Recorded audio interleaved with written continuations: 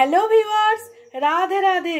দুতুন কিচেনের পক্ষ থেকে সবাইকে স্বাগত আজকের একটা দারুণ ব্লগে।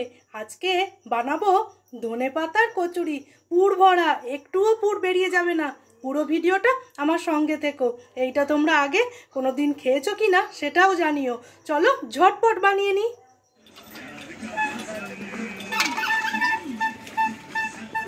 আরে না না না না না, তোমায় বললাম তো দিতে না।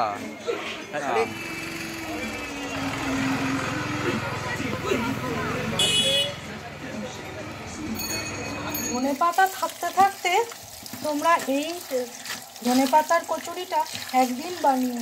ধনেপাতা বাজার থেকে নিয়ে এসেছে, আমি সুন্দর করে ধুয়ে নেব। এত বালি মাটি আর ধনেপাতাটা ফ্রেশ, এই সময়তেই কচুরিটা খেতে বেশি ভালো লাগবে। এবার জল ঝরিয়ে নেব। খুব সুন্দর করে ধনেপাতাটা এবার আমি জল ঝরিয়ে নিয়েছি। একটা মিক্সির বাটি নিয়েছি, বাটিটা এখন শুকনো আছে। কটা বালি খোলায় ভাজা চীনাবাদাম গুঁড়ো করে নেব, ঢেলে নিলাম। এবার ওই বাটিতেই স্বাদ অনুযায়ী দুটো কাঁচা লঙ্কা আর ধুয়ে কেটে রাখা আদা একসাথে একটু ঘুরিয়ে নেব। এবার এর মধ্যে বেশ কিছুটা ফ্রেশ ধুয়ে জল ঝরিয়ে রাখা ধনেপাতা দিয়ে দেবো। এইবার এর মধ্যেই আমি একটু হলুদের গুঁড়ো দেবো, তাহলে না রঙটা খুব সুন্দর আসবে। আর স্বাদ অনুযায়ী 1 চামচ মতো নুন আর 1 চামচ মতো আমি চিনিও দিয়ে দিচ্ছি। এবার সব উপকরণ একসাথে ঘুরিয়ে নেব। এইভাবে সব পেস্ট করব। এর মধ্যে আরও কিছুটা দেব, একটু ধনেপাতা বেশি লাগে, পুর হবে তো, দিয়ে ঘুরিয়ে নেব। এই সময় কিছুটা পরিমাণ বেসন আমি শুকনো খোলায় ভেজে নেব হালকাভাবে। কড়া থেকে বেসনটা ঢেলে নিয়েছি। এবার সর্ষের তেল দেব। তেলটা গরম হলে গোটা জিরে ফোড়ন দিয়ে দেবো। এর মধ্যে হিং দেবো ফোড়নে, 1/2 চামচ মতো, মানে একটা আন্দাজে দিয়ে দিলাম। খুব সুন্দর করে ফোড়নটা ভাজা হয়ে গেছে। মিক্সির পেস্টটা এবার আমি ঢেলে দেবো,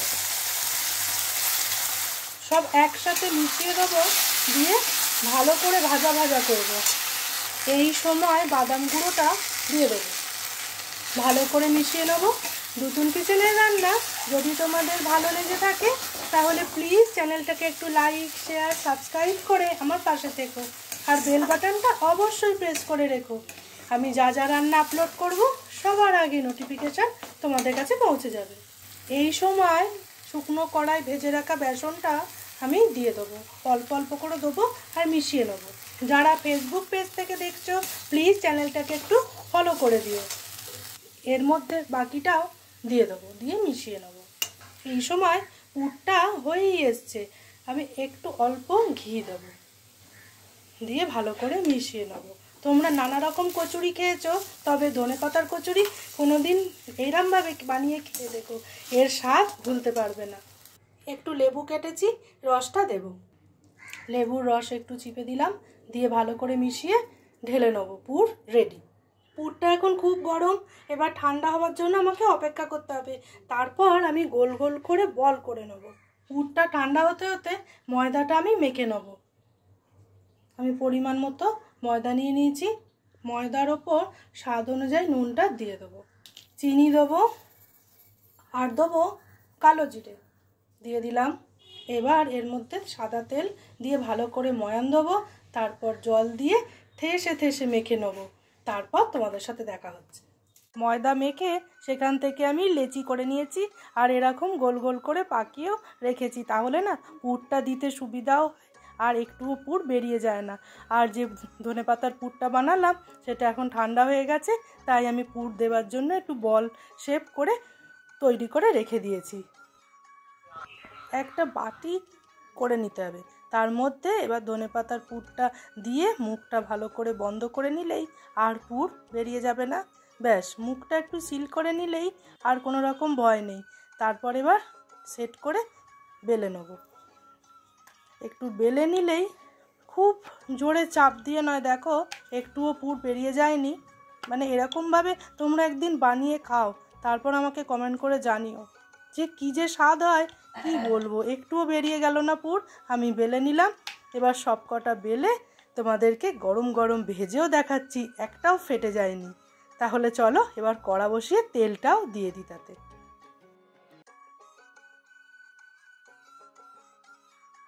কচুরি ভাজবো বলে লোহার কড়া বসিয়ে দিয়েছি। এইবার আমি রাইস ব্র্যান অয়েল দেবো, তোমরা সাদা তেলেও ভাজতে পারো। এবার পরিমাণ মতো তেলটা দিয়ে দিলাম। এইবার তেলটা গরম হয়েছে কিনা ছোট একটা কুটি মানে ময়দারি দিয়ে দেখব। হ্যাঁ, হয়ে গেছে, তেলটা গরম। এইবার আমি গরম তেলের মধ্যে কচুরি ছেড়ে দেবো। তবে বন্ধুরা, তোমাদের একবার বলবো ধনেপাতার কচুরি বানিয়ে খেও, এর স্বাদ যে কি হয় এটা না খেলে বুঝতে পারবে না। প্রত্যেকটা দেওয়ার সঙ্গে সঙ্গে এমন ফুলে উঠেছে কি বলবো আমি, তোমরা খালি দেখতে থাকো।